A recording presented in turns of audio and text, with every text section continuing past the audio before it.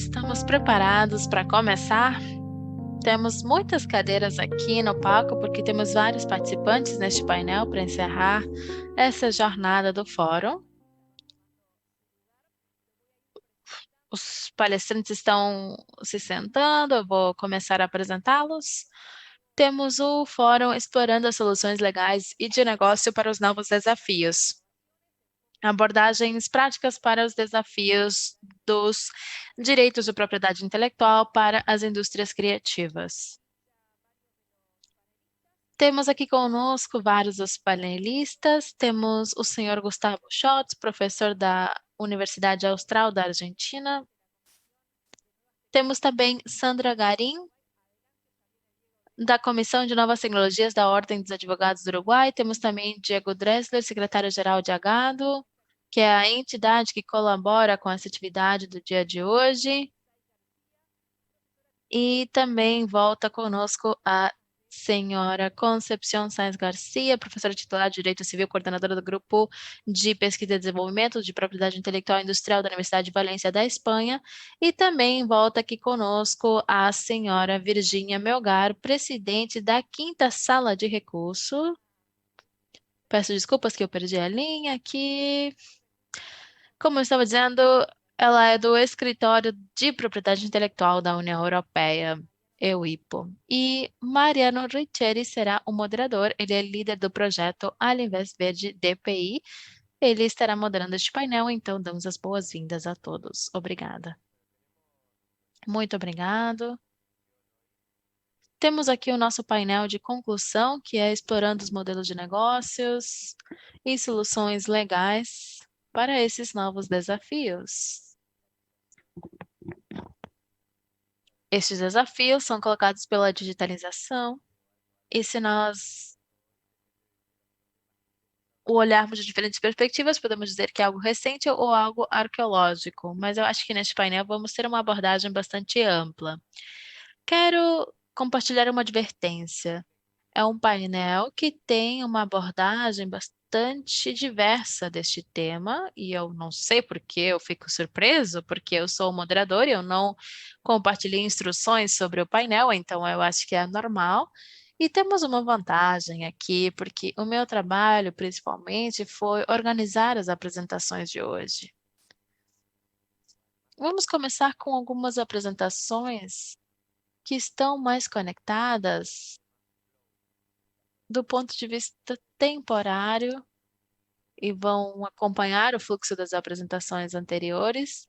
E então eu quero começar com a apresentação do Gustavo Schotz, que talvez ele não devia ter saído do palco, porque ele estava sentado ali agora há pouco. E o Gustavo irá falar sobre um assunto conexo à gestão de direitos, que tem a ver com indicadores e metadados, que são ferramentas importantes e que fazem parte deste negócio. Por favor, se vocês podem compartilhar a minha apresentação.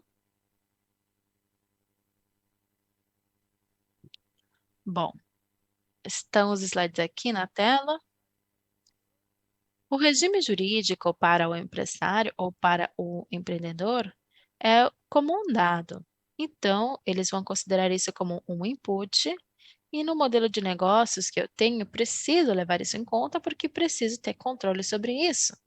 Então, o direito dá controle sobre isso. De alguma forma, os juristas são criativos, às vezes temos que pensar que quando estamos preparando um sistema normativo, estamos utilizando mais o direito do que o esquerdo. E buscamos uma solução a um problema específico. E do ponto de vista da utilidade, podemos utilizar o que serve e o que não serve, ou como construir algo complementar ao redor disso se for insuficiente, para poder ter um pouco de controle. O mecanismo básico do ponto de vista de uma indústria criativa em relação ao empreendedorismo e à inovação é que alguém tem algo que é de valor para oferecer e alguém está disposto a pagar um preço por isso. ou precisa disso de alguma forma, mesmo que não seja pagando um preço, mas precisa disso. É algo desejável. Pode ser um filme, uma plataforma, um software, um produto com uma marca determinada, uma inovação, uma invenção. É um modelo de criação de valor que é de diverso tipo, mas sempre atrás de uma criação de valor, vamos tentar capturar esse valor e colocá-lo numa cápsula de forma tal que seja possível de gerir e que seja também possível estabelecer contratos. Na medida em que eu consigo colocar essa proposta de valor em uma cápsula, a partir disso eu posso começar negociações. E alguém pode dizer, eu pago por utilizar isso. Ou temos publicidade. E depois vemos que há várias formas de utilizar esse valor.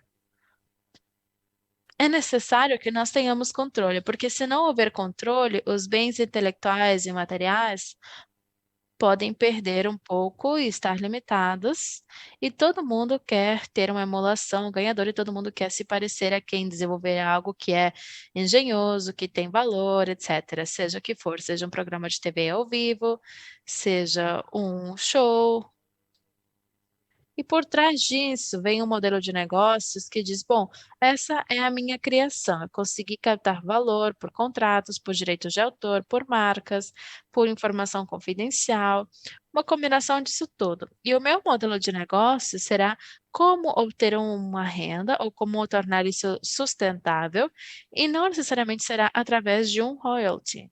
Por exemplo, um professor que vive a partir do salário que paga o Estado para produzir documentos científicos quer a sua divulgação, porque, claro, não vão pagar mais por causa de ser um documento científico. Essa pessoa quer mudar da sua categoria e o seu modelo de negócios é que alguém me conheça, mesmo que eu não receba dinheiro pelo meu artigo. Então, é útil. Wikipédia também pode ser um modelo gratuito de negócios. Nem tudo tem a ver com a questão financeira. Agora bem, seja qual for o modelo, o que importa é que é o titular quem decide que sistema jurídico usar e nós vamos ajudar a que possa utilizar e vamos ver como. Nem sempre é possível. E eu gostaria de colocar o foco nesse ponto, porque o Mariano disse que eram muitos temas, especialmente no espaço digital. E esse controle não faz apenas parte dos direitos, mas também da possibilidade de administrar catálogos ou repertórios, mesmo que sejam poucas obras. Isso depende da plataforma. No caso da Netflix, não é um grande problema, porque é o seu próprio conteúdo, quando for uma série da Netflix, por exemplo. Outras vezes é algo que eles obtiveram por um contrato, pode ser um filme bem antigo que agora está disponível na plataforma, ou pode ser também que após alguns anos no Netflix, esse filme ou essa série já não esteja mais disponível e seja compartilhado através de um canal diário ou satelital de TV. Mas o importante é saber que esse é um conteúdo próprio, que está identificado, que tem o título e que tem informações de todas as pessoas que participaram. E eu estou falando de uma obra audiovisual porque é a mais complexa. Temos produtor, diretor, roteirista, compositor musical. Se for também um filme de desenho animado, podemos ter ilustradores também, e dependendo dos países, nem todos são titulares em todos os países. O produtor sempre é, mas nem vai ser sempre o caso para o produtor, para o roteirista e assim por diante. Depois que eu já tenho uma obra e eu sei quais são os direitos e a quem eu vou dever, essas informações, que estão sendo consideradas hoje em dia pelo Tratado da OMP do Direito de Autor e também pelo TOIEV, que são os direitos conexos, e também Pequim, são informações com metadados, informações que permitem gerir a obra. Essas informações são muito importantes hoje em dia e não é possível gerir na internet porque temos muitos conteúdos, muitos usuários e usos muito diversos. Se nós não soubermos onde está a obra, quem utilizou, se alguém está me devendo algum valor, por quanto tempo e em que território. Portanto, tudo isso depende dos dados, e os dados não são apenas informações que o produtor precisa disponibilizar, mas também precisa compartilhar com a plataforma e com essa gestão coletiva, além dos canais ou das salas de cinema e tal. Hoje em dia, essas informações podem ser uma matéria que seja objeto de mineração de dados depois, E quando nós saibamos que obras estão sendo usadas e que tipo de uso, podemos determinar a partir de um clique o pagamento com o território específico. E hoje em dia essas informações valem muito. E um dos motivos é o que vimos hoje de manhã. Por exemplo, se uma inteligência artificial generativa processa como input todas as obras e eliminar essas informações, isso já é uma infração em si. Por exemplo, ChatGPT processa vários livros e depois oferece um texto a você com base em um prompt e não está dizendo a fonte, já é uma infração. Não poderia eliminar o título, nem o autor, nem o código ISBN, e a mesma coisa deveria acontecer com um filme, por exemplo. Utilizar identificadores é um passo para qualquer modelo de negócios na internet. Os canais de TV têm isso bem mais claro, nós já falamos isso antes. As salas de cinema, para a cinematografia, que é ainda mais antiga do que o cinema, é ainda mais marcado. E em relação às plataformas, muitas das plataformas, em especial aquelas que gerem os seus catálogos, mas também no YouTube, quando alguém faz um upload de um conteúdo e o YouTube oferece a possibilidade de monetizar o conteúdo, é necessário colocar quem é o titular, quais são os participantes, enfim. E esses são alguns identificadores universais.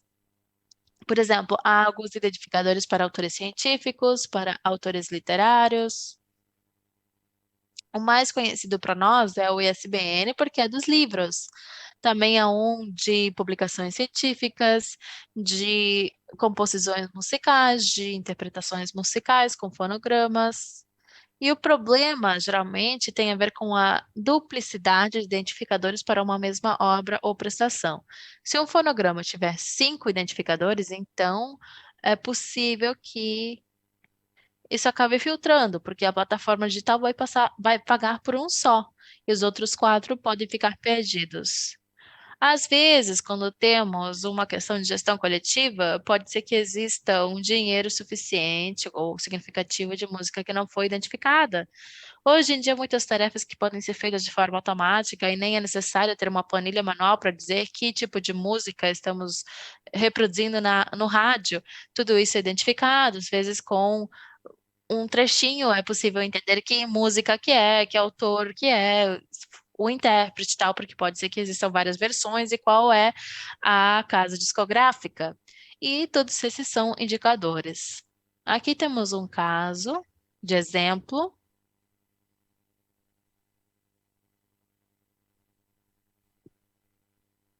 Tenho que voltar alguns slides, eu acho.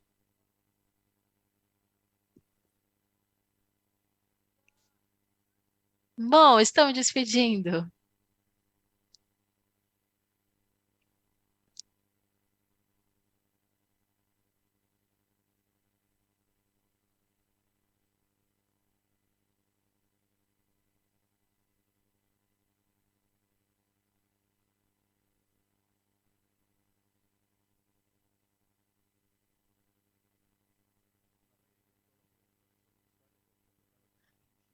Há uma prática que todos os produtores audiovisuais têm, que é preencher com cada minuto que tipo de música é, se for um fonograma, se for uma composição especial, se for algo que já existia antes, e ali constam os compositores, os intérpretes, se é necessário ter autorização da casa discográfica, do editor, ou o que for necessário. E isso acontece no dia a dia das grandes empresas.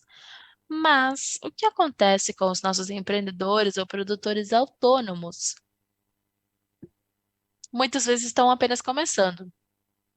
Hoje de manhã escutamos alguém da Secretaria de Cultura falar, e no caso da Argentina, por exemplo, o Instituto do Cinema não mandata a obrigação de informar essas informações, mas depois é necessário arrecadar os direitos e distribuir esses direitos.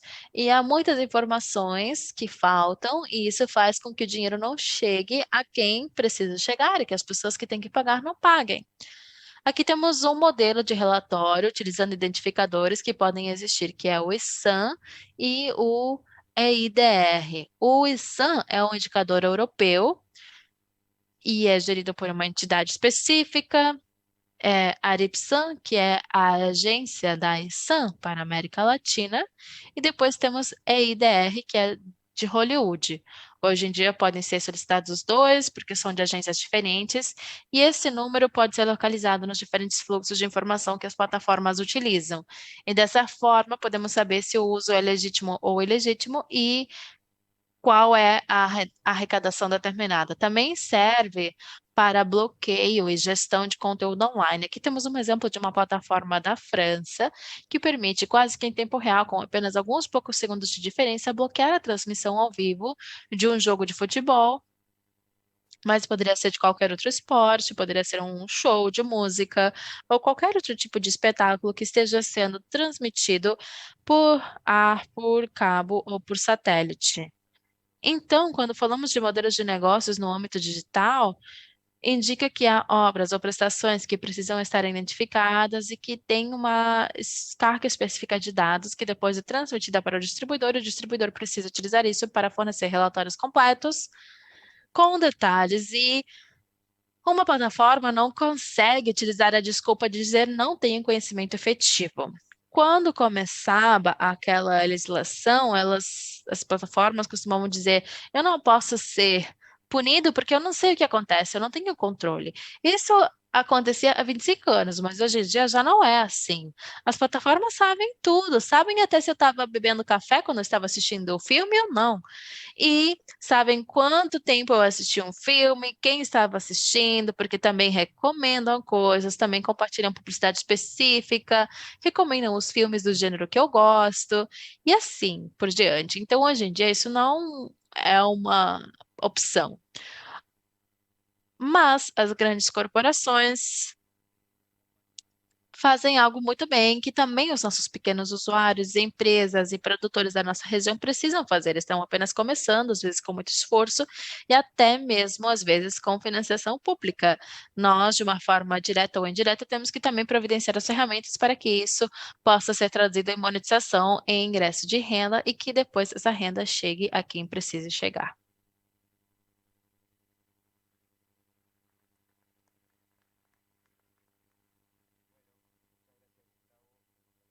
Muito obrigado, Gustavo.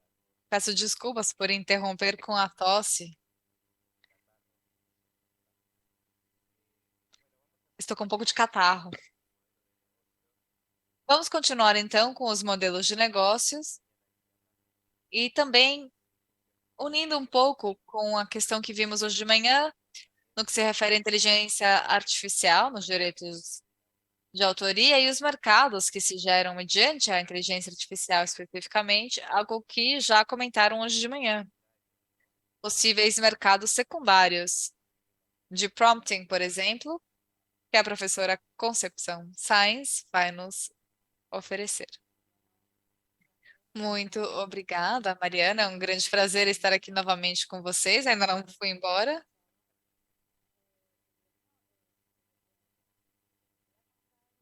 Bem, o que eu vou contar, na verdade,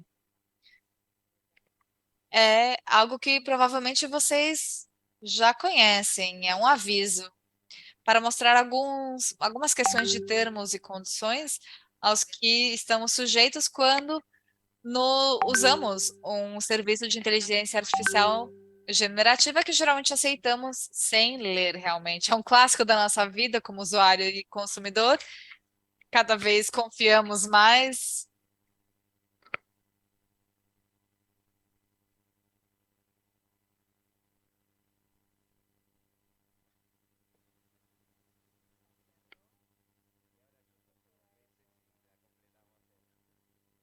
E agora eu vou tossir também, e agora já completamos. O que vocês podem ver na tela simplesmente são exemplos, alguns de vários.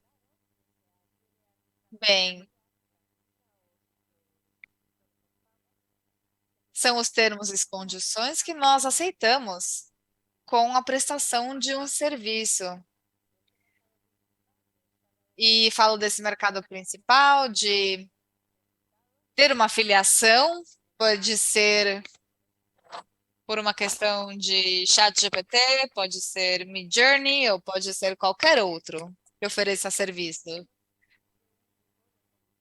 Todos vão acompanhados de termos e condições onde encontramos referência à titularidade dos ativos. Eu não consigo ler daqui, mas eu tenho os meus óculos.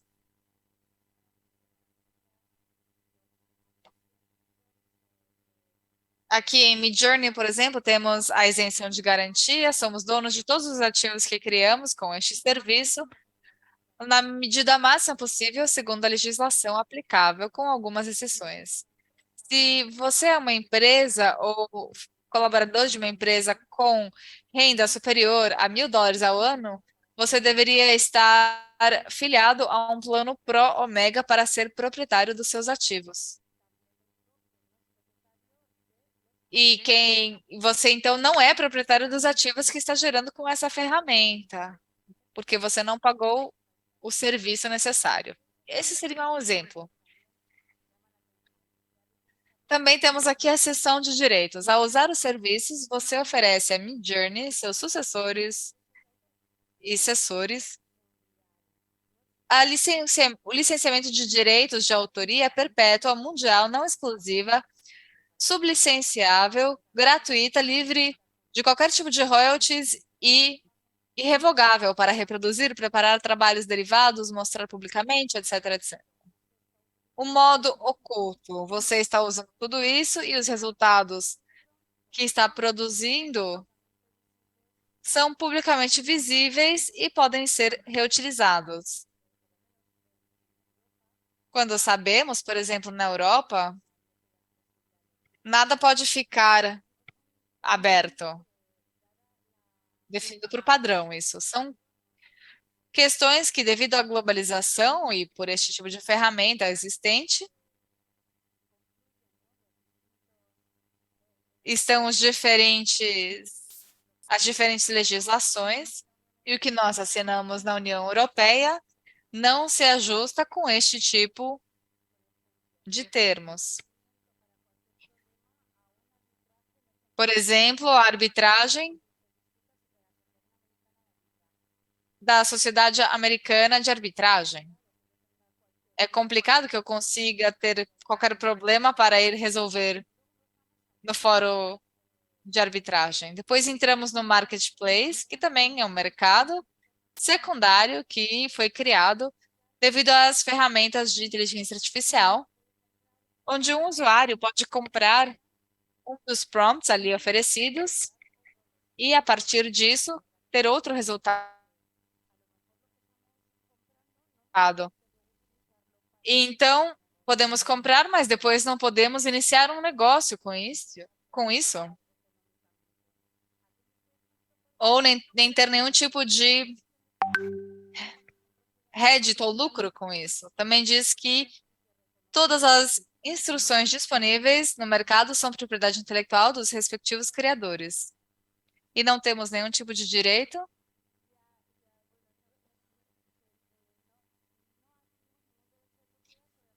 Não compramos nenhum direito de propriedade sobre as instruções ao comprar ou usá-las.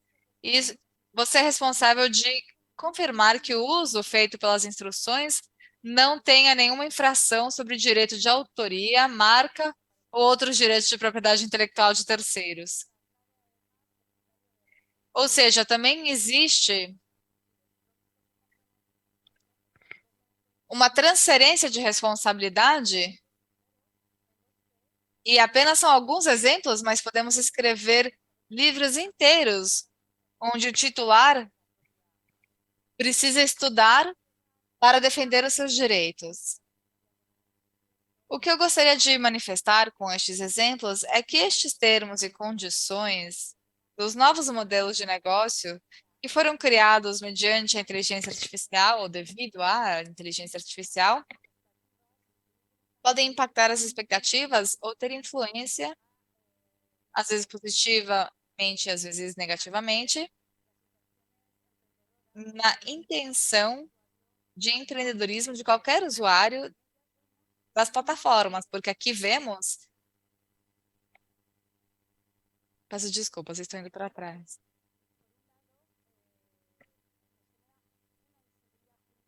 Temos uma grande falta de segurança jurídica devido a isso, já que cada uma dessas ferramentas pode impor os seus próprios termos e condições e não sempre são homogêneos. De fato, tem as suas próprias regras, em algumas não somos nem proprietários dos resultados que geramos, e em outros não compramos absolutamente nada. Ou seja, a falta de segurança jurídica deriva dessa diversidade de condições e termos. Mas, por outro lado, pelo fato de fazer isso acessível ao usuário, por que não aparece primeiro? Não fica claro o que estão fazendo quanto ao contrato, muitas vezes são traduções. Então, existem realmente muitos elementos que são viáveis de crítica. A obrigatoriedade das consequências jurídicas também não deveriam se derivar. No direito europeu, por exemplo, teríamos que ter muito cuidado,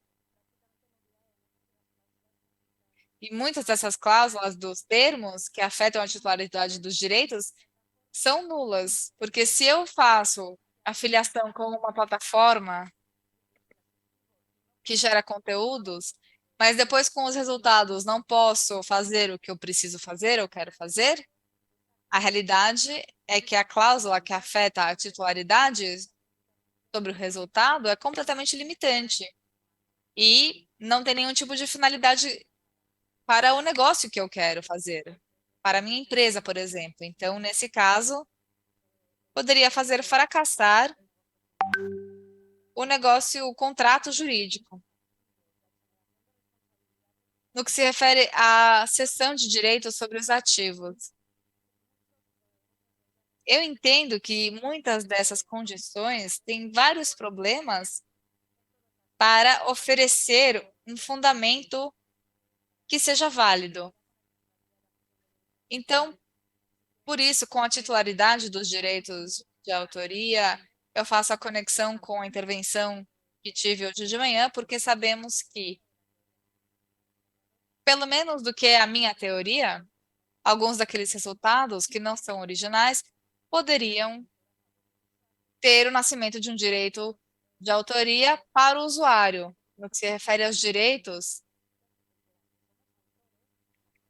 daquelas que somos autores, perdemos a titularidade do resultado, muitas vezes, com aquelas plataformas onde temos afiliação, e isso também é mais questionável. Porque também podemos ver como isso pode nos afetar ao assinar esse tipo de contrato. E isso vai contra os direitos de autoria como conhecemos efetivamente e que se aplicam atualmente. E no que se refere aos resultados não originais, não nasce um direito real e proprietário, porque se não são originais, a falta de uma normativa expressa que diga que vai existir outro direito especial sobre estes resultados, na verdade, deveriam ser de domínio público. Portanto, a brincadeira desse tipo de termos e condições consegue ser feito que parece proprietário,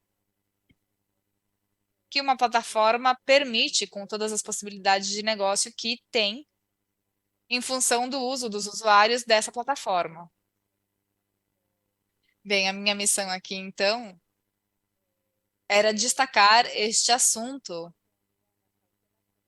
e de pedir a todos que tenham cuidado quando queremos fazer qualquer tipo de empreendedorismo em função dos termos e condições e as ferramentas que estamos usando, especialmente aquelas que são promovidas pela inteligência artificial. Era isso, obrigada.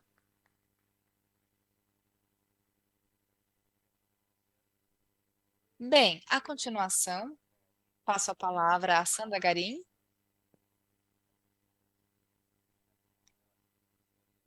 que com tudo que tem a ver com as novas infrações e os contratos digitais, vai nos oferecer uma perspectiva sobre como um advogado pode encarar essa situação com essas novas questões. Ok, muito obrigada a todos, boa tarde, é um prazer estar aqui. É uma maravilha ouvir o acento espanhol, o sotaque espanhol. A ideia é um pouco refletir, como dizia o nosso colega, muitas vezes falta uma reflexão, falta refletir sobre estes temas. Existe essa voragem do dia a dia e falta um momento de reflexão para tratar vários temas. E quando falamos disso, é importante sempre lembrar que passamos por uma distopia. E quando começou a questão da inteligência artificial generativa, para mim foi imediato a máquina de fazer literatura para a prole de 1984, que eu não sei se vocês leram, mas eram máquinas muito ágeis que faziam poemas, músicas, livros, e tudo aquilo que liam fazia muito sentido. As pessoas que falam muito e parece que estão falando muita coisa, mas na verdade não existe conteúdo. E quando eu pedi para o chat GPT melhorar um e-mail, dizia algo bem poético, por exemplo, vamos transitar esse caminho em conjunto, e o chat GPT tirou a metáfora. Falou, eu não sei o que é isso, precisamos tirar. Então, eu acho que neste momento, a humanidade está em um momento de, com- de complicação para entender exatamente o que queremos proteger. Porque se leram o livro da Irene Vallejos, O Infinito em um Funko, ela conta a história, um dos livros, e antes o titular da obra era quem tinha a possibilidade de reproduzir a obra. Quem escreveu a obra ou fez a obra não tinha nenhum tipo de direito. E hoje em dia temos grandes empresas que têm recursos para reproduzir obras, mas que não escreveram nem produziram obras, e saber se o que queremos proteger é a proteção humana, como produção humana em si, ou como produção humana que pode criar algum tipo de emoção, como dizemos hoje, porque existe muita arte feita por humanos que não gera nenhum tipo de emoção. Existe um artista espanhol que se chama Antonio García Villarán, que inventou um termo para essa arte, que é a banana que está com uma corda na parede que é vendida por milhões de dólares. Então, talvez o que temos é uma obra produzida por uma inteligência artificial que gera emoção e uma obra por humano que não gera emoção. Então, a função do advogado é fundamental e muito interessante e desafiante, como dizia o colega da Argentina. Fazemos alguma atividade criativa, especialmente quando temos que superar esses obstáculos, e estamos interessados de vários ângulos. Em primeiro lugar, como potencialmente afetados, seja de forma positiva ou negativa, no sentido de vamos ser mais produtivos, vamos poder ter contratos seriais, digamos, vamos poder fazer muitas coisas assim e ser mais eficientes, mas esses contratos têm uma atividade intelectual por trás? Às vezes tenho clientes que pedem, bom, mas nos Estados Unidos nos vendem modelos por US$ 500. Então, aos 5 minutos, eu tenho o contrato que eu preciso. Tudo bem, você tem um modelo de contrato, mas você não sabe se realmente vai ajudar ao que você quer fazer ou não. E eu digo, eu gosto da minha profissão porque eu me sinto realizada. E eu não me sinto realizada vendendo modelo de contrato. Eu quero entender a problemática e quero oferecer uma solução.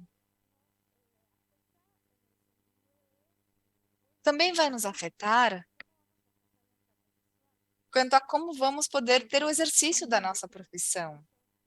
De conhecimento público, alguns casos de colegas em diferentes partes do mundo, inclusive juízes, que usaram a tecnologia para fazer o seu trabalho com consequências sérias de responsabilidade profissional.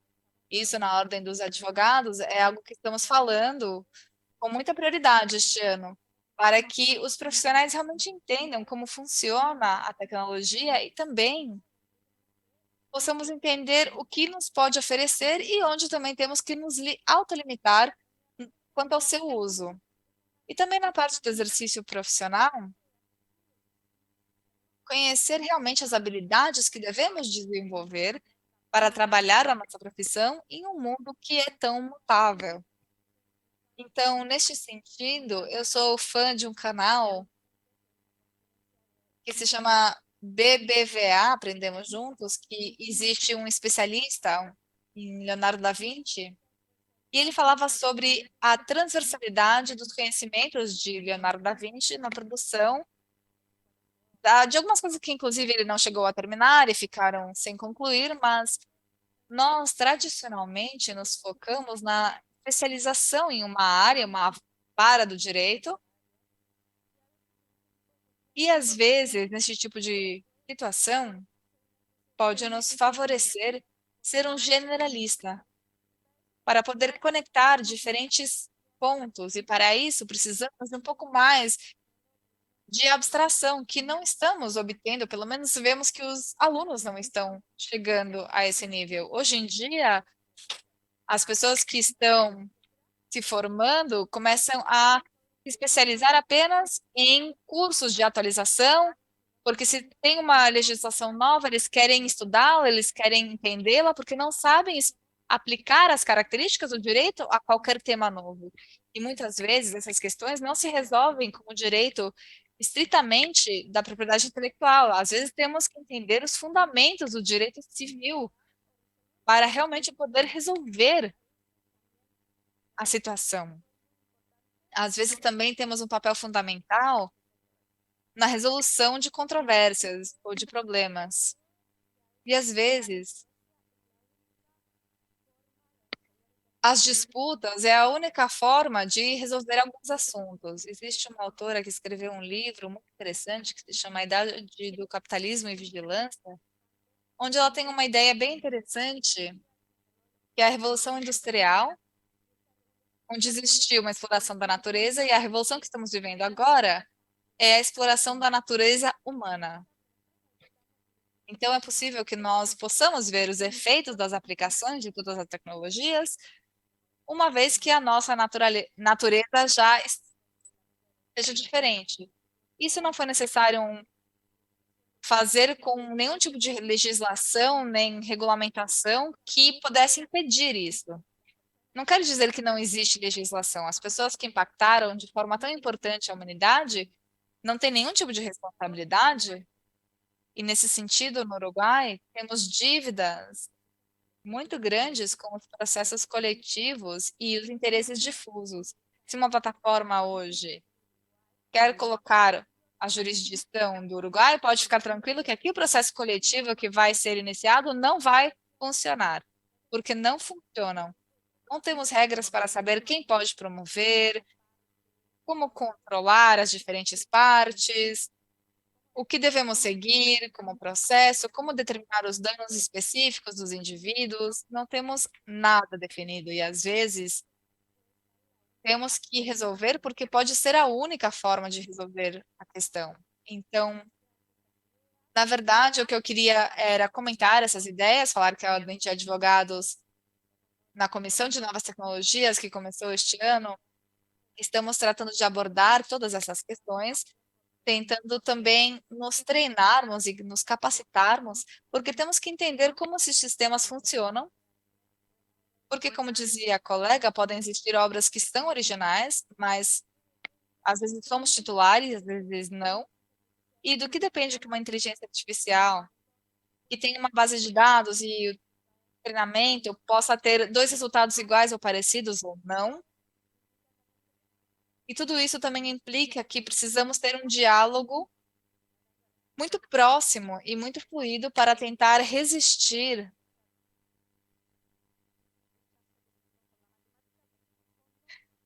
àquilo que sentimos pela matemática, essa rejeição, porque na verdade tudo isso é matemático e temos que entender como funcionam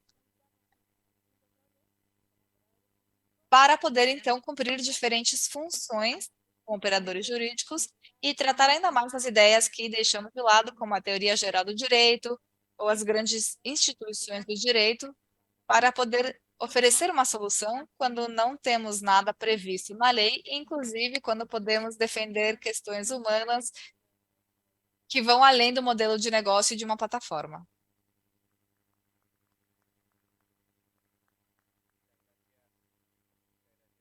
Obrigado. Muito obrigado, Sandra, pela sua perspectiva.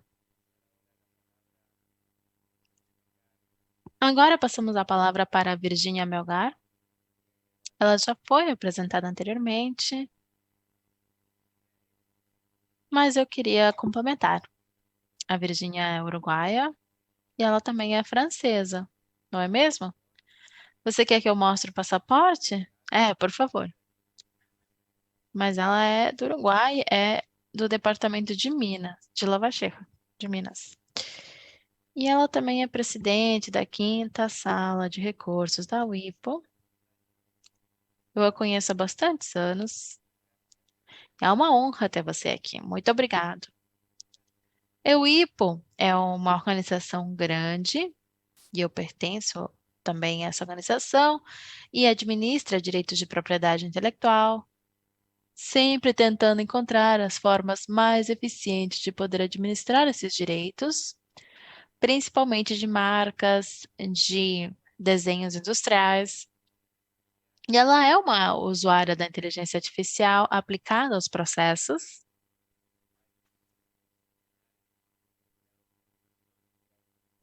E ela tem várias centenas de colaboradores que também são usuários dessas ferramentas colaborativas. E também é interessante ter uma ideia da nossa aproximação aqui e das políticas e recomendações que as organizações compartilham. Muito obrigada, Mariano. Eu me sinto em casa aqui.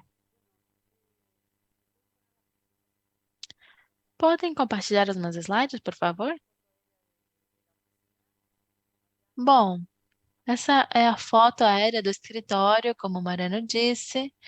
É a agência responsável do registro de marcas e desenhos industriais para toda a União Europeia e, em breve, o registro de denominações de origem para produtos de artesanato e industriais, que é um novo regulamento adotado pela União Europeia. Há vários meses, nós estávamos pensando como iríamos abordar o problema das novas tecnologias. Temos um colega muito bom chamado Miguel Ortega, que todos nós conhecemos. E ele criou um grupo de trabalho transversal no escritório que se chama Technology Watch. Nós temos reuniões a cada 15 dias, temos cursos. Ele explica não apenas a parte técnica, mas também tivemos uma sessão de reflexão no escritório sobre o que nós fazemos com a inteligência artificial. Eu também sou mediadora e eu pertenço a um grupo europeu de magísteres para a mediação que tem interesse nas novas tecnologias, porque essas novas tecnologias também irão mudar a forma que nós trabalhamos na mediação. A partir de todos estes cursos e a partir de todas essas reflexões, eu fico com a impressão de que a nossa profissão irá mudar para sempre. Eu acho que depende de nós, do que nós queremos. Eu acredito que é uma ferramenta que temos que aproveitar ao máximo para que esteja completamente consagrada e otorgar tempo ao que verdadeiramente importa. E há muitas coisas que podem servir, sempre tendo muita precaução e também a partir das nossas reflexões, a partir desse grupo transversal do escritório, criamos um documento que pode ser interessante para os escritórios regionais, que consta de instruções sobre o que podemos ou não podemos fazer.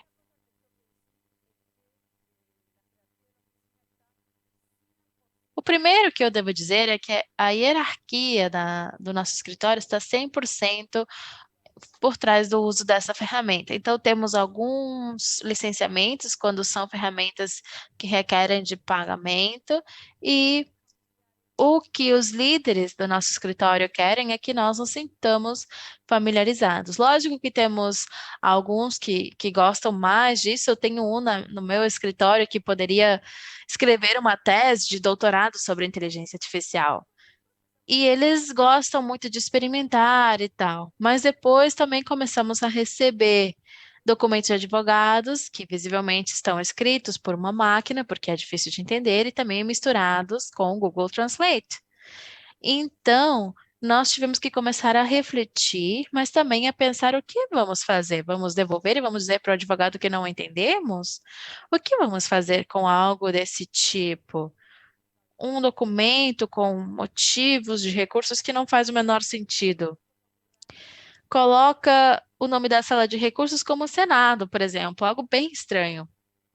Então, temos que ter muita desconfiança, porque se alguém de TI dizer alguma coisa, vocês precisam desconfiar, porque a inteligência artificial produz alucinações. Isso foi explicado muito bem por parte de um professor de Stanford.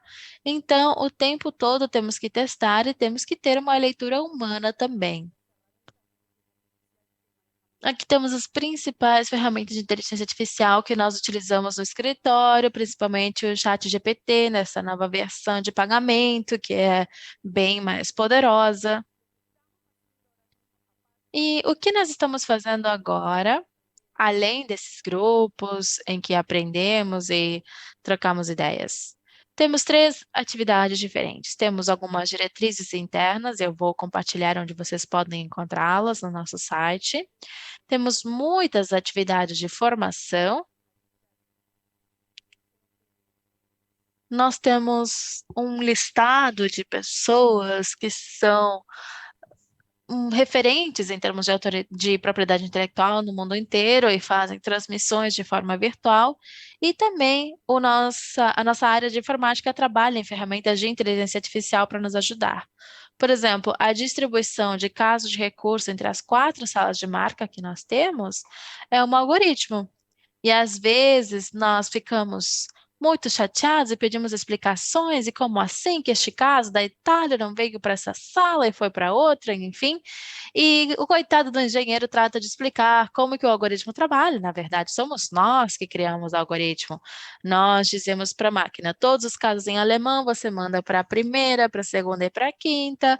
Os casos em italiano você passa para a segunda e para a quinta e assim por diante. Portanto, o algoritmo é decidido por um humano e a estratégia também é decidida por um humano. Então, essas são as coisas que nós estamos fazendo. Na área de exame de marcas, é onde estamos vendo o maior impacto da inteligência artificial. E estamos trabalhando em dois instrumentos diferentes. Resumo de casos, como fazer resumes. Temos casos de nulidade, temos casos de má-fé, que às vezes tem 70.000 páginas. E não se esqueçam que nós trabalhamos com 24 línguas. Então, tudo que possa ser útil para nos ajudar a um resumo, a não esquecer de algum produto ou serviço, é mais do que bem-vindo. Então, temos colegas trabalhando nisso. E depois a parte da redação. É certo que podemos ter um template, podemos ter alguns parágrafos já de modelo, mas depois os colegas estão decidindo como eles querem que o sistema de inteligência artificial ajude durante a redação.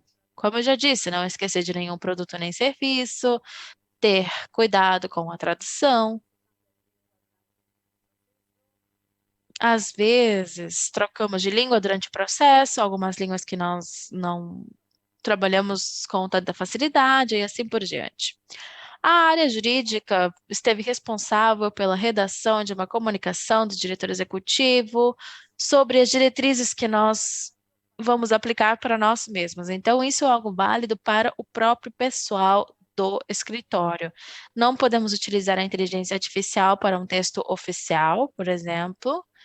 Precisamos ter alguns cuidados, não compartilhar dados pessoais, e sobre dados pessoais poderíamos começar uma discussão sobre o que é um dado pessoal ou não. Nunca vamos utilizar a inteligência artificial para um processo crítico, como, por exemplo, se estamos escolhendo um médico que irá dar atendimento para a medicina do trabalho, por exemplo, ou um processo de um edital para um novo carro oficial, e enfim, há processos para os quais a inteligência artificial fica por fora. E sempre temos que avaliar de forma crítica os resultados recebidos, e por isso eu disse que temos que ter desconfiança. Esse slide está em inglês porque o Miguel não teve tempo de traduzir.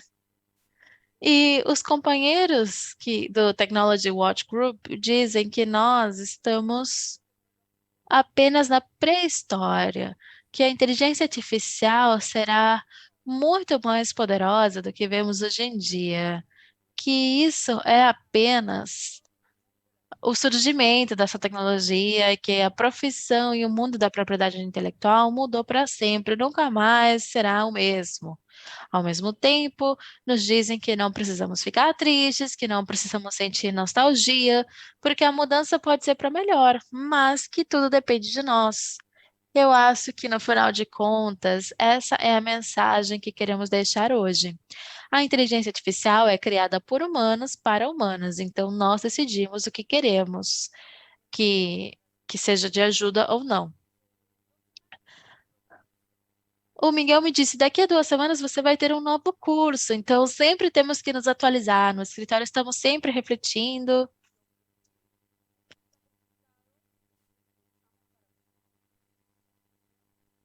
Como eu disse, nós utilizamos essa ferramenta para resumos e eu acho que é bem prático, mas o que é difícil é como os advogados usam a inteligência artificial misturado com ferramentas de tradução automática.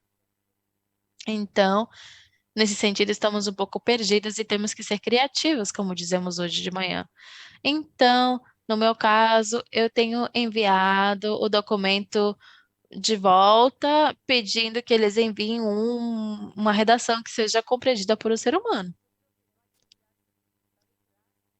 Não podemos nos esquecer que quem fica por trás disso tudo e quem colocou os dados ali é um ser humano. Então, a inteligência artificial deve nos ajudar e não pode ser um inimigo. Muito obrigada.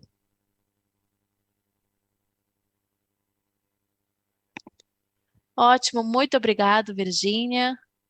Obrigado por essa visão sobre como nós estamos abordando este tema aqui em Ewipo. E para encerrar, agora vamos voltar um pouco à gênese deste seminário. Nós estivemos falando sobre indústrias criativas, eu acho que o pontapé inicial é o artista. Então, nós vamos encerrar agora com uma palestra do Diego Dressler, que é o secretário-geral da Agado, mas eu acho que você aqui vai adotar mais o seu papel de músico, porque o Diego é músico também. Então, Diego, passo a palavra para você para encerrar este painel. Muito obrigada pelo convite. E ouvindo vocês falar, deu vontade de mudar totalmente o que eu ia dizer. E eu vou mudar o que eu ia dizer.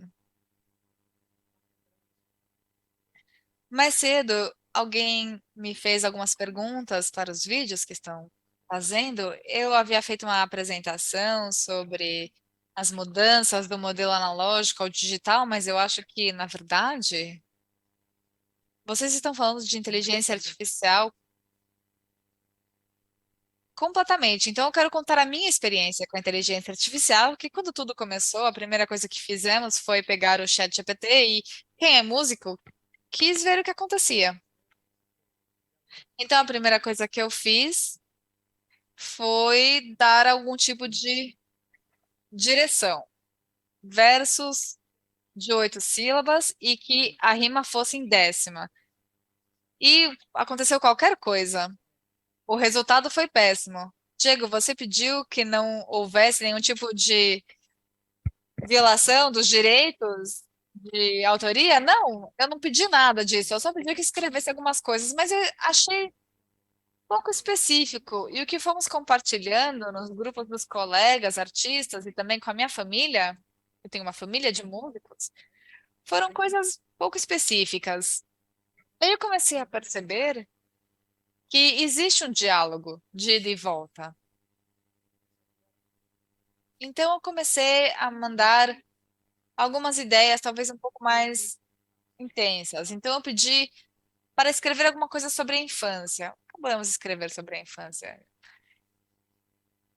Então, foram coisas muito óbvias. Pelo menos para mim, eu faço música e eu não achei motivante. E eu continuei jogando opções, até que em um momento jogaram, me devolveu um conceito. E aí eu achei difícil, eu achei complicado, porque o conceito foi interessante. E foi um pontapé para algo criativo. Disse: a infância é o jardim que visitamos todas as manhãs para encontrar algo da nossa vida. Algo assim. E isso foi uma imagem que apareceu na minha cabeça. E eu percebi que dessa imagem eu podia começar a construir ou criar algo que acabasse sendo uma música. Essa é a primeira. A segunda, eu acabei de lançar um material, um disco de 4 músicas ao vivo. Então, para criar o conteúdo audiovisual, trabalhamos com inteligência artificial, com uma empresa que faz blockchain, NFTs das músicas e começamos a comercializar. Eu explicava os direitos que existem dentro de uma obra, que temos que ter o licenciamento, mas eles pegavam, jogavam o pôster dentro. Vocês têm o licenciamento, mas vocês entendem todos os direitos? Mas, bom, eles são engenheiros e trabalham em outro plano. Mas acabamos criando um conteúdo audiovisual que era para fazer reels e canvas. No Spotify são as imagens que vemos quando tem uma música, são de 8 segundos. Houve um processo criativo de diálogo com a ferramenta. O que você quer que seja? A ciência da paciência é o nome da música. Fala de uma pessoa que tem muitas ideias, mas não tem o tempo físico para materializá-las. E a imagem que eu tive na minha cabeça era uma pessoa que tem algo na sua cabeça, como um germinador, que vão criando plantas que vai virando uma planta gigante. Uma planta da trepadeira, digamos. E foi uma ideia ótima. E o meu disco hoje, ele tem material que foi feito pela inteligência artificial. E eu comecei a pensar, como autor, o que acontece nesse processo. Então, eu fui o roteirista do conteúdo audiovisual. Passamos algo escrito, que é o roteiro, trabalhamos. E o diretor audiovisual seria o engenheiro, porque o engenheiro foi oferecendo o contexto da ideia e fez o processo. Então, para a criação em si, para mim era claro, o roteirista era eu, quem era o diretor, que são os co-criadores desse conteúdo. E quem perdeu aqui? Perderam os intermediários, o ilustrador, o pós-produção, o que fez ajuste de cor. Todas as funções que uma produção audiovisual estão presentes que hoje em dia não estão, ou não teriam por que estar. E então, essa foi a primeira coisa que eu pensei. Mas a outra coisa que eu pensei é que a possibilidade de trabalhar com essas ferramentas faz que o trabalho seja realizado muito mais rápido, uma quantidade de conteúdo com muita velocidade que não acontecia antes. E todas as pessoas que trabalhavam nessas funções trabalhariam de outra forma. Quem fazia o desenho talvez estaria dando ordens à ferramenta para oferecer uma quantidade X de conteúdo, por exemplo, diferentes formatos nas redes sociais. Se é para o Instagram, tem que ser quadrado. Se é para a história ou story, tem que ser vertical. Se é para o Facebook, tem que ser em panorama, etc, etc. Antes, cada uma dessas imagens era necessário fazer com um programa de edição de fotos e demorava muito tempo, baixar a resolução, adaptar, otimizar. Hoje você pode dar uma ordem e recebê-los rapidamente. Então temos a possibilidade de criar muito conteúdo com muita velocidade.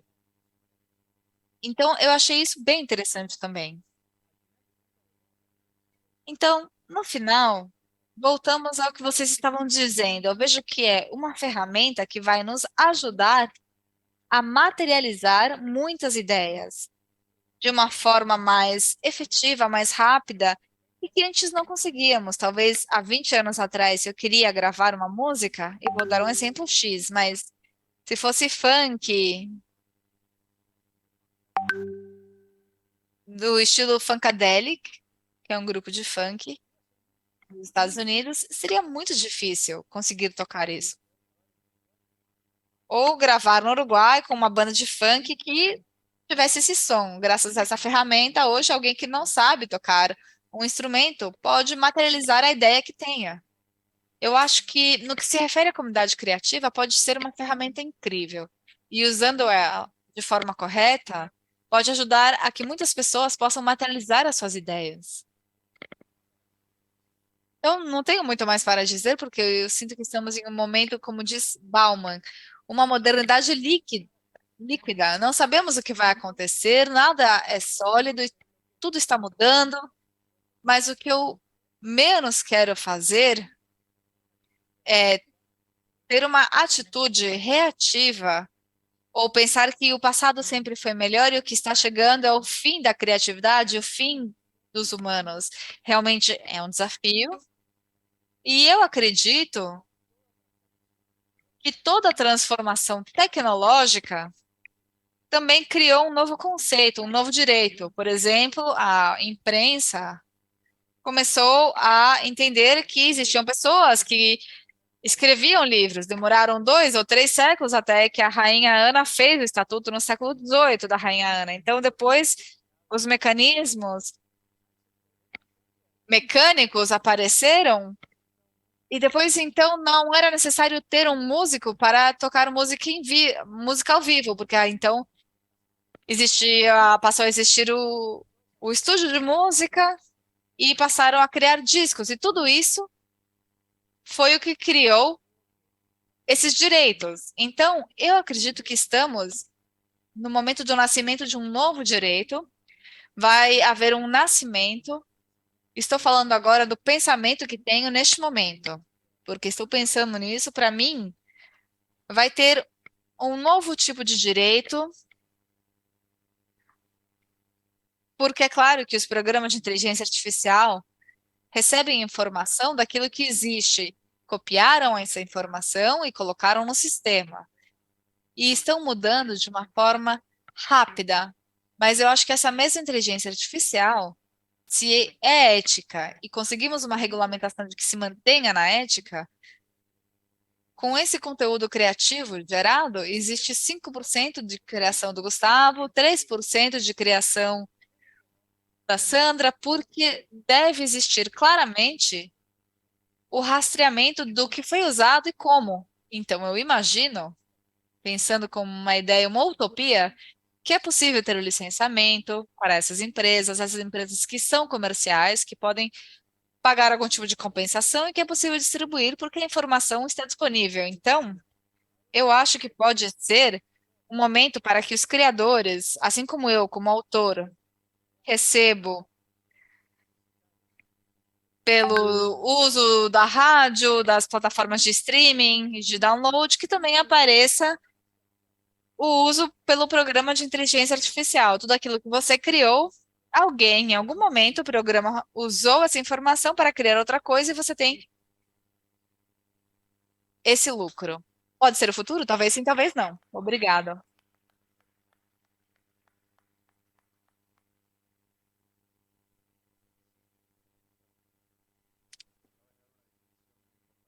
Você acabou de definir algo muito importante, um direito à remuneração. Isso não poderia dizer-se há 10 anos. Era difícil que os autores realmente tivessem a cessão do direito de exclusividade. Então, o que você disse, temos que anotar e amanhã tem que sair no jornal.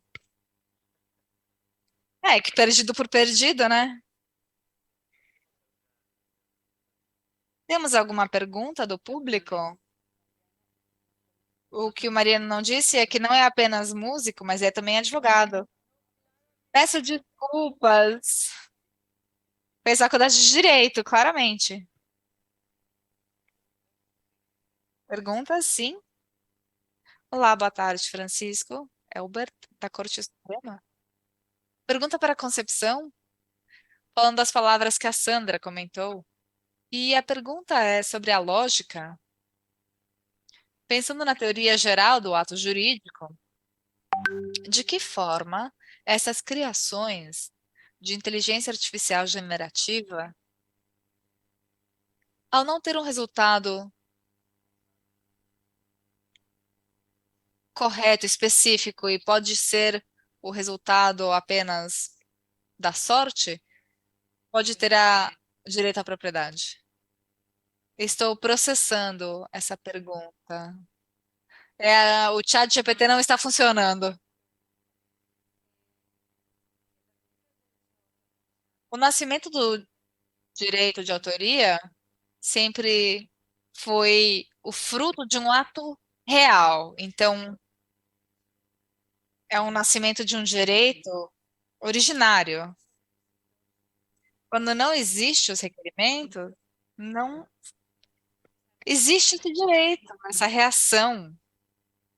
Porque muitas vezes os resultados é que a inteligência artificial generativa tem mais a ver com a sorte. Então, em que medida esse sujeito pode ser protegido? Bem, quando é possível provar que a sua intervenção teve os elementos necessários para a criação desse resultado, porque se voltamos a colocar, os resultados são diferentes, correto? Então, desse resultado correto, específico, que você colocou a informação e você diga, ok, era isso que eu queria, sobre este trabalho, é um processo criativo onde a atividade criativa, ou seja, onde o humano toma uma decisão livre e criativa para definir alguns princípios e elementos criativos desse tipo de obra, é possível definir o nascimento do direito de autor pela via tradicional, pelo fato real de que existe propriedade intelectual e um direito de titularidade. E os outros que poderiam ter sido criados não existem, ok? É complicado. Não temos também a garantia de que o resultado gerado pela aplicação, quanto mais eu manipulo, mais possibilidades tecnicamente vão existir de me separar de uma violação de algum direito, mas nada confirma que o resultado gerado não tenha uma violação de direito de autoria de obras que já existem, por exemplo. Mas a minha teoria se aplica a partir de tudo que se diz nos tribunais, especialmente no que se refere a obras plásticas. Bom, eu trabalhei mais com textos e eu acho muito mais permeável. Posso decidir que verso eu quero essa palavra e posso ter uma primeira criação de conteúdo que eu use como base e sobre essa base depois tenha outras criações. Também está a parte da criação de desenhos gráficos, que há muito tempo estou lendo que se usa como base sobre o primeiro desenho, se trabalha para ter um resultado diferente. Então, efetivamente, o resultado tem algum tipo de originalidade do autor. Então, os critérios usados para os tribunais, pelos tribunais para definir se existe originalidade ou não, eu coloco, por exemplo, o exemplo do conflito de Catelar, da banana na parede contra a Mockford, que foi resolvido pelo tribunal, acho que é na Flórida, Estados Unidos, não estão aplicando o direito espanhol, mas aplicando os requerimentos, disse que a colocação da banana, a originalidade se mede em obras de conteúdo criativo mínimo, em elementos que facilmente poderiam ser aplicáveis a qualquer resultado. E talvez esse seja o problema. Deveríamos questionar esse tipo de criatividade no mundo analógico é o que realmente é, sem elevar o padrão para as obras geradas e sem ajustá-lo em alguns casos, onde chegamos à comparativa. Por exemplo, as obras se comportam com um certo resultado no mercado e, no final, todos se comportam como se fossem originais. Se fosse a questão de olhar o caso concreto, inscrever, registrar a propriedade intelectual voluntária com um valor especulativo, só quando existe algum tipo de conflito com outro uso não autorizado ou em comparação com outra obra, quando há conflito, não se analisa esse processo criativo. Então, vamos ter uma grande abundância de resultados, onde vamos ter alguns convivendo com outros. Não quer dizer que não possamos encontrar alguma solução. Eu entendo que às vezes sim, às vezes não, mas com muita reserva. Em um caso específico, mas também estamos tentando resolver as questões da criatividade analógica de certa forma. Sei, não sei. Queria complementar com um elemento, e aí, na verdade, depende de como tudo isso for evoluir. Talvez, em algum momento, nós tenhamos uma ferramenta e que esse processo de prompting permite que a pessoa escolha como a ferramenta calcula, porque são processos matemáticos. Há um canal do YouTube, DotsSB, uma pessoa da Espanha, que explica muito bem como funcionam os bancos de dados, que tem milhões de dados, realmente muitos, e os dados são normalizados em uma campana de Gauss, é assim que se chama o sino de Gauss, e depende de em que posição esteja o cálculo, e se estiver mais na parte do centro do sino, há uma maior probabilidade de que esse resultado coincida com o outro, e por sua vez coincida com os dados mais populares dentro do banco de dados. Então, se tinha, por exemplo, 80% de canções, de músicas do Diego, será mais parecido às músicas do Diego. Se tinha menos, será menos. E se esse cálculo estiver mais próximo dos extremos, será mais único e mais diferente dos próprios dados que já contém. Portanto, provavelmente o que falta, existe essa possibilidade do prompting de escolher em que área se deseja que esteja o cálculo. Depende do modelo concreto, certo? Exato. A Adobe também tem a sua própria questão de transparência. E muitas vezes, quando falamos do direito de remuneração, falamos disso porque não podemos falar de obra derivada, mesmo que esteja no banco de dados, porque muitos desses outputs não têm nada a ver com as obras que alimentaram o aprendizado dessa tecnologia. Cada ferramenta, cada modelo. E isso tem que ser, em caso de conflito, objeto de análise. E se houver alguma possibilidade, há também algumas ferramentas que dizem esta obra ou este output tem 2% da obra deste autor e assim por diante. Até coloca a porcentagem de obras que nem sequer utilizou, coloca zero. Isso é tecnologia no final. E podemos chegar a poder diferenciar com as obrigações de transparência, se nós estamos obrigados a que identifiquem se os resultados foram gerados por alguma ferramenta e assim evitaremos problemas. Eu acho que isso será resolvido. Diego, eu tenho uma pergunta.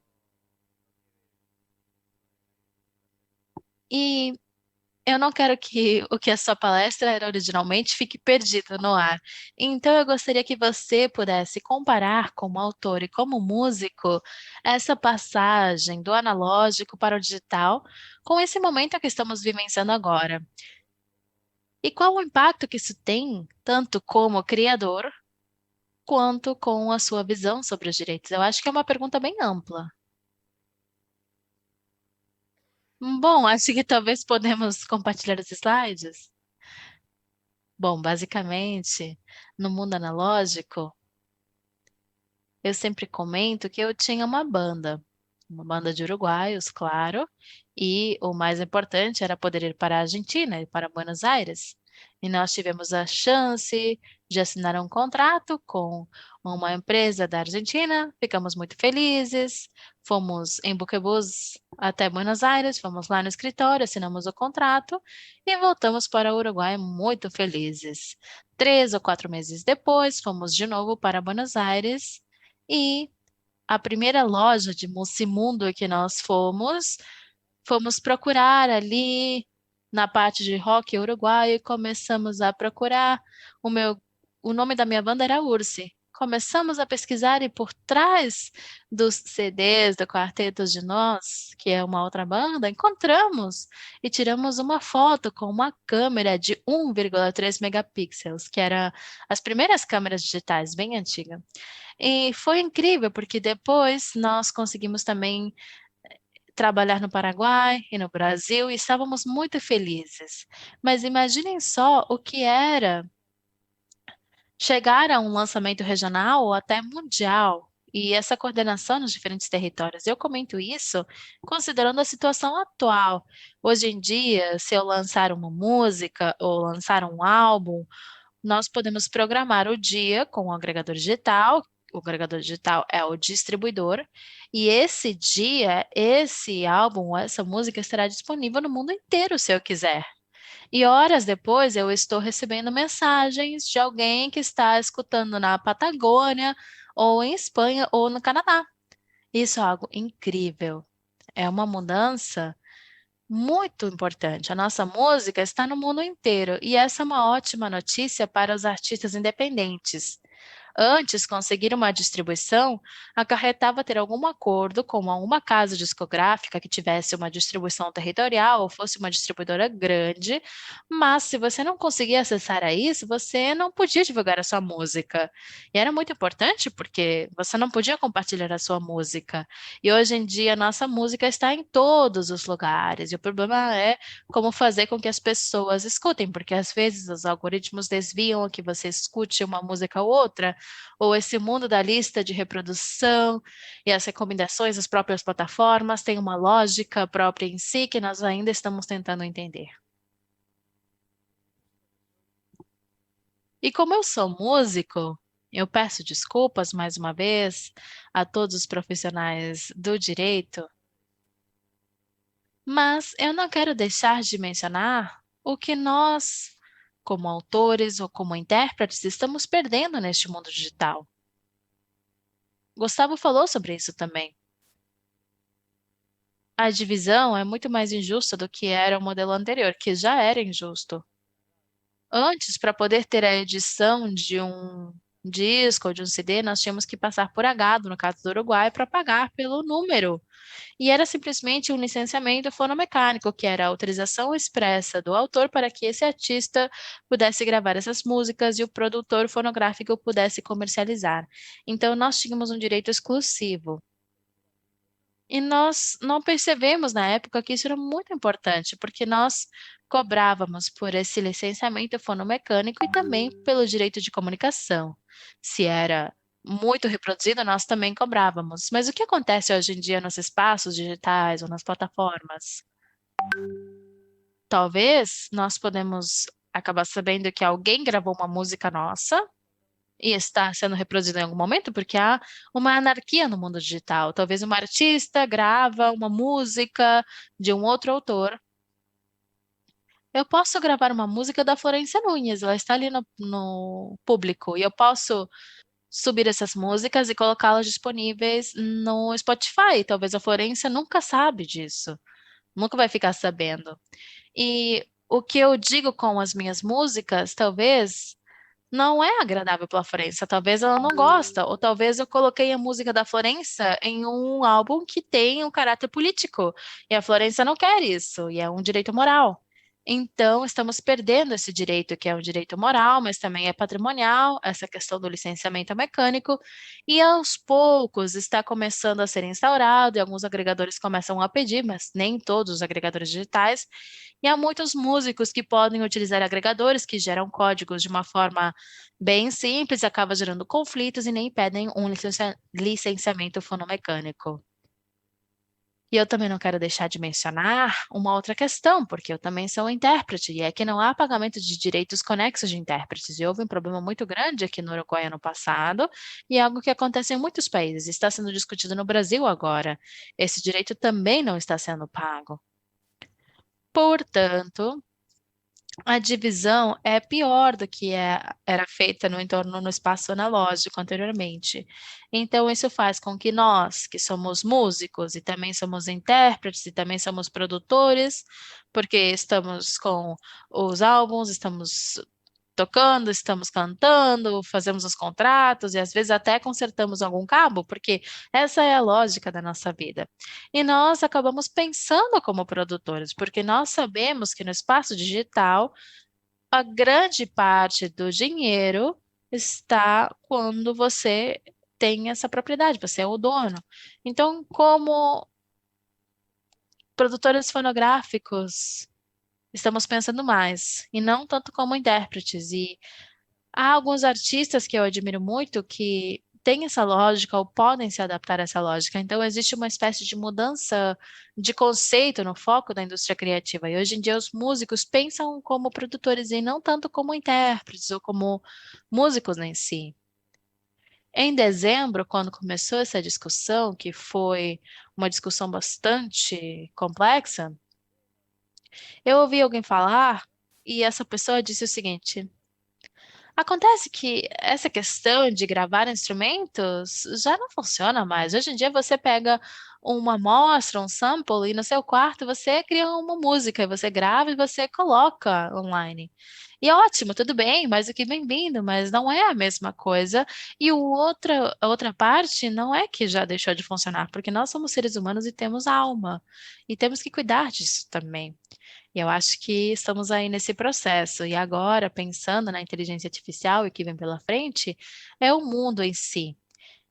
E para encerrar, eu tenho um amigo que é músico e que também é economista e trabalha na área de indústrias criativas, chamado Diego Traverso. Ele fez algumas versões de músicas do Jaime Ross e ele quer colocar como nome ao projeto Jaime, tudo em letra minúscula, e a AI como inteligência artificial em maiúsculo.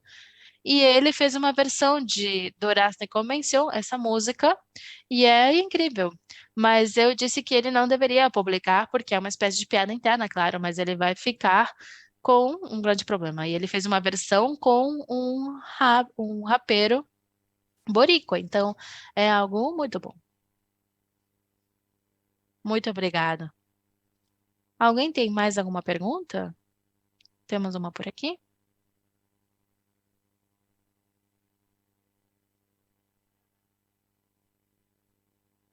Olá, eu sou Caro Ramondes, sou convidada de Agado, sou artista visual. E eu estou especializada em pintura e eu também uso tecnologia para tornar isso em outras peças e em FTs. Eu faço parte de um coletivo que está baseado em Nova York para o mundo inteiro e nós temos experimentado com Midjourney e muitas outras coisas há vários anos. E os primeiros resultados foram péssimos. Por exemplo, humanos com 3 pés ou 6 mãos e tudo assim, mas aprende a um ritmo bem rápido. E eu considero que foi muito importante participar hoje dessa jornada, porque preocupa muito o futuro das indústrias criativas, em especial para os autores. Temos que proteger os humanos frente a todas as máquinas que vêm pela frente, e é impossível de parar isso, mas os resultados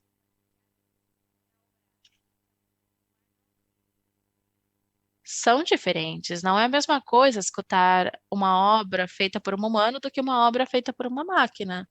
E a questão é que os outros humanos também perderam um pouco o respeito aos criadores originais.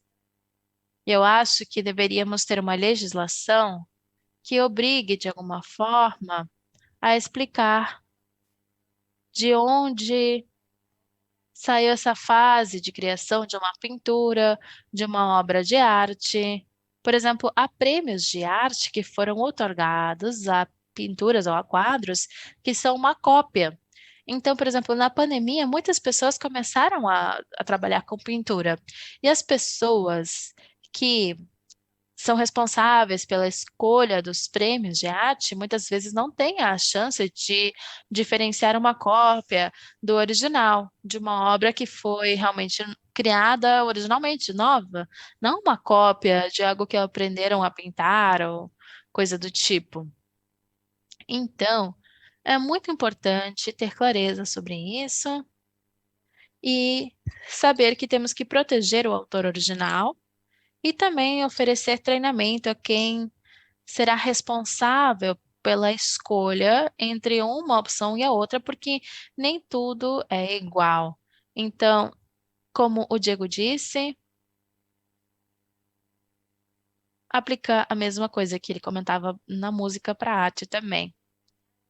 Vocês têm algum tipo de plano sobre alguma legislação que tente defender os humanos contra as máquinas? Porque eu acho que essa seria a base a partir de hoje. Realmente, todos aproveitamos ou nos divertimos a partir dos resultados, mas. Bom, nós pensávamos em enviar o Schwarzenegger.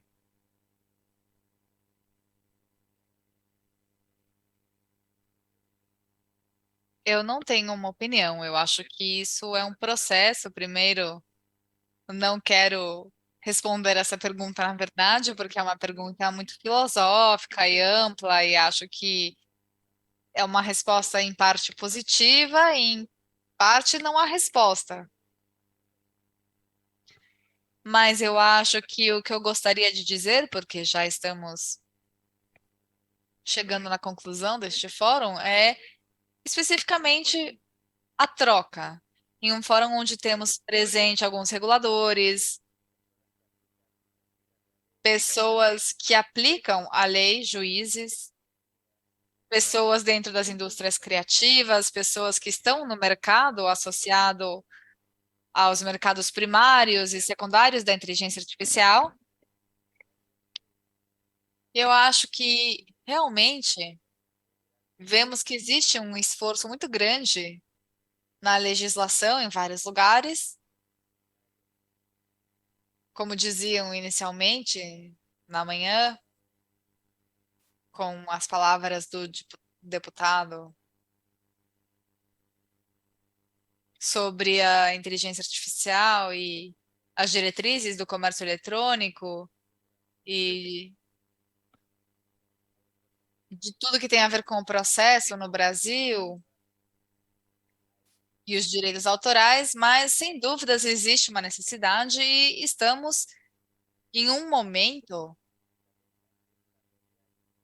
onde, frente a esta realidade líquida, vai ser uma mudança constante. Então, o melhor que podemos fazer é fortalecer o diálogo, neste caso, de todas as partes interessadas, para conseguirmos nos aproximar a essa realidade líquida, que possamos ter pelo menos algum tipo de fluidez. E, no que se refere à União Europeia, é uma das ambições que tem, que seria estabelecer os diálogos com regiões que são consideradas importantes historicamente e economicamente, para que possamos ter um progresso em forma conjunta e colaborativa. Eu não sei se alguém tem algum comentário final. Temos outra pergunta? Sim, boa tarde. Meu nome é Andrés Michelini, sou advogado do Canal 5 e das redes públicas, e também fui conselheiro do Conselho. E já em 2012, vimos a necessidade de estabelecer o fato de que o autor é um trabalhador da cultura e realmente é um direito humano proteger o trabalho do criador. Pelo menos no Uruguai, a falta da existência de certas normas ou regras que protegem o mínimo necessário para os criadores, entendendo que é uma sociedade de gestão coletiva, mas também para o criador de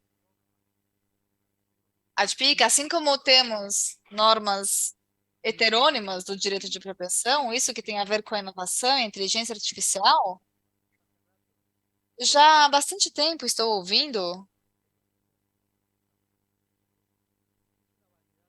porque estou participando neste fórum, que é uma variante a mais para estabelecer políticas legislativas de proteção e direitos de autoria. E é fundamental, claro que no direito nacional, mas também no direito regional.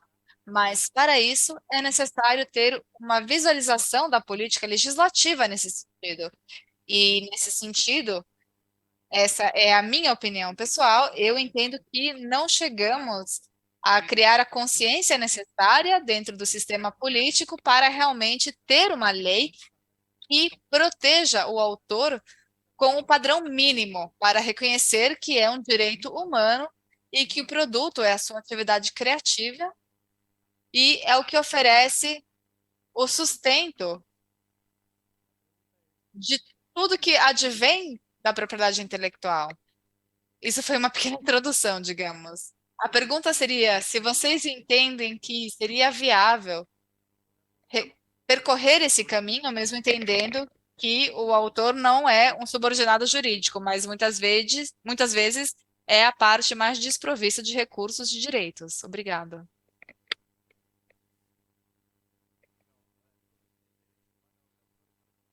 O direito humano do autor está reconhecido no âmbito internacional, tanto na América Latina como na União Europeia, a Corte Interamericana.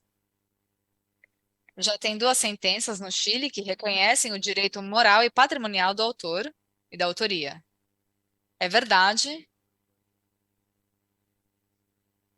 Eu trabalhei em de consumo, de trabalho, autoria, são todas como partes mais fracas que precisam de assistência, de ajuda. Eu acho que o autor precisa dessa ajuda. Existem várias formas, pode ser um padrão mínimo, mas também existem outras experiências, por exemplo, a alemã, que fala de negociações equitativas, onde os tradutores falam com as editoriais. Eles precisam de uma associação, precisam trabalhar em forma coletiva, porque individualmente não podem fazer isso. Esse é um modelo, mas também as negociações equitativas, onde existe grêmio de certas categorias de criadores. Eu acho que não é a única forma de obter isso mediante o padrão mínimo. Acho que também podemos ter mecanismos de negociação que possam equilibrar essa diferença para realmente obter mais igualdade. Eu acho correto, por exemplo, o que você está dizendo, disposições como a francesa, que diz que se o lucro do editor é extraordinária, não se aplica o lucro do contrato, a renda, mas deve ser superior. Existem algumas regulações e regulamentações. Em alguns contratos existe, quando eu digo nós temos, não são todos os países. A Argentina é específica, porque não está atualizado e não tem quase nada sobre isso. Não tem nem os direitos morais considerados da forma correta. Mas existem outros países têm isso de forma regulamentada. Eu acho que não é homogêneo, acho que o sistema dos mecanismos poderia ser complementário em conjunto com regras imperativas. As regras imperativas são difíceis de negociar, as leis de direitos de autor são mudadas com muita lentidão. Se não existe um lobby, por exemplo, a lei quase não é modificada, e modificar a lei de autoria é uma batalha muito difícil. O que o Brasil demorou, cada mudança do direito de autoria, e no Uruguai e na Argentina nem conseguimos começar esse processo, mas essas regras são úteis, não podemos dizer que é a única ferramenta. Assim como não podemos ir só a um martelo, precisamos de outras ferramentas, é necessário buscar outras opções, como, por exemplo, as negociações equitativas. Por indicação do moderador, eu preciso continuar falando. Bem, para continuar com o discurso do Gustavo na União Europeia, a diretriz 790 de 2019 foi a primeira vez que a União Europeia falou sobre o direito de contrato dos autores para reforçar a posição de negociação e, em todo caso, o benefício e ganhos obtidos por parte dos autores e artistas. E, bem, essa diretriz tem pouca publicidade neste caso, porque os pontos mais fortes de debate são os direitos conexos dos editores de imprensa, das plataformas, toda a questão do direito de contratos, onde se reconhece o direito como conteúdo essencial do direito de autoria, como um princípio geral aplicável em toda a legislação e em todos os estados da União Europeia. o direito a obter a remuneração proporcional e correta aos lucros obtidos, isso, rendas obtidas, não só por quem faz a distribuição, mas também no que se refere ao direito de propriedade intelectual, uma vez que é contratado o autor.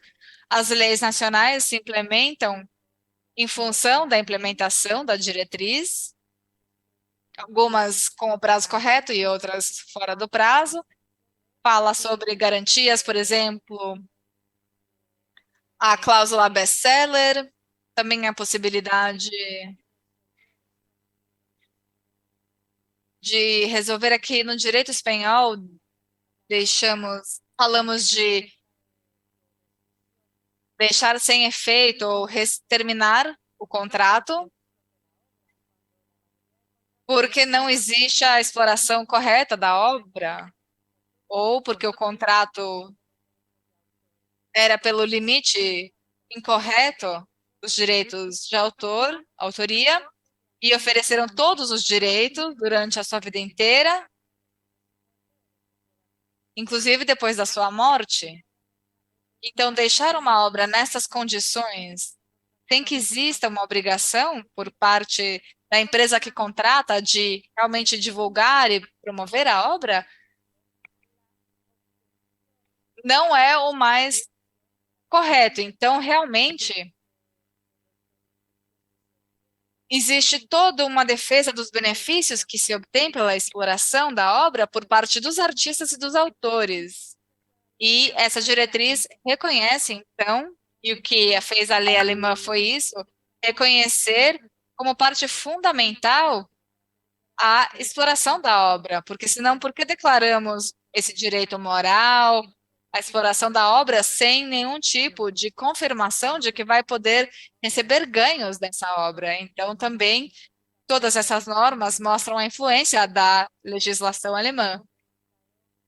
Então, existe já um bloco onde foi implementado nos estados da União Europeia. Imagino que é um bom reflexo. Eu não consigo ver a cara de quem fez a pergunta, porque não conseguimos ver nada com as luzes, então peço desculpas se não estou olhando para o lado certo.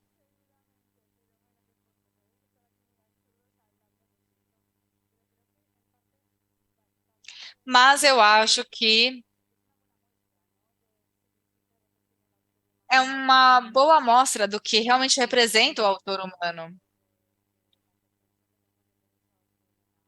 e do que entendemos como direito de autoria na União Europeia, e é um direito de fato reconhecido na Declaração Universal dos Direitos Humanos, no artigo 27, e não sei em quantas outras constituições nacionais, mas em grande maioria, com certeza. Em países onde ainda não estão, essas diretrizes tão expressamente definidas, temos outros institutos, a Teoria Geral dos Contratos, por exemplo, que fala sobre a equivalência subjetiva. Se um contrato não tem uma equivalência subjetiva para as duas partes, o contrato não é um acordo livre de vontades e pode ser finalizado e declarado anulado.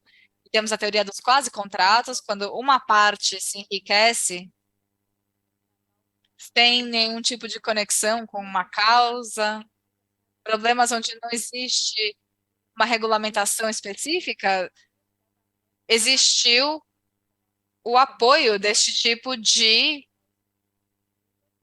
direito geral e as instituições que existem por um certo motivo e devido ao fato de que existem pela origem de um Estado e de um governo. Bem, muito obrigado. Obrigado ao painel de hoje. Uma salva de palmas para os oradores de hoje.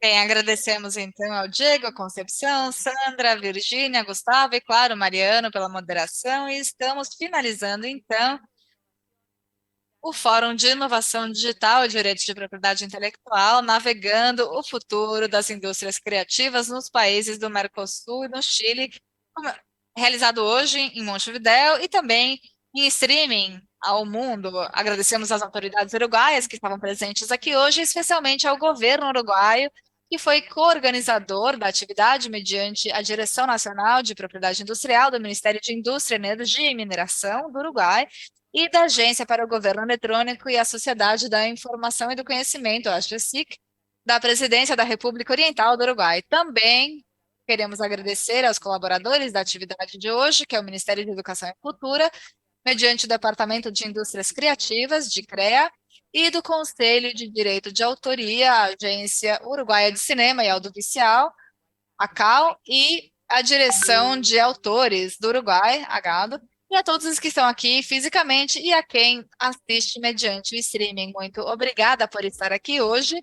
Esperamos vê-los em eventos futuros e contar com a sua presença nas próximas atividades organizadas daqui. E antes de finalizar, algo importante: vão receber uma enquete para valorizar a atividade, que é muito importante para a organização, para os eventos futuros, mas também, em base ao seu feedback, podemos melhorar a experiência. Em nome do projeto Island Invest Verde, muito obrigada por estar aqui hoje em Montevidéu e gostaria de agradecer também aos que estão nos assistindo por streaming. Obrigada e até